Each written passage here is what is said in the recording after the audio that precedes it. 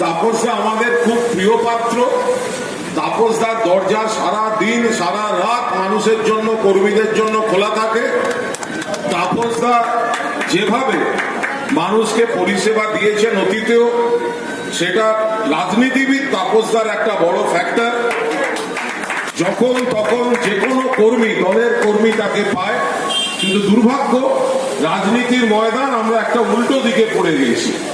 বলে আপনারা যদি বলেন প্রার্থী, ভোটের প্রার্থী, আমি এখানে কোনো দলের মন্তব্য করতে চাই না, আমাদের দলের প্রার্থীও এখানে ভোটে লড়ছেন। সর্বভারতীয় তৃণমূল কংগ্রেসের প্রার্থী সুদীপ বন্দ্যোপাধ্যায় লড়ছেন।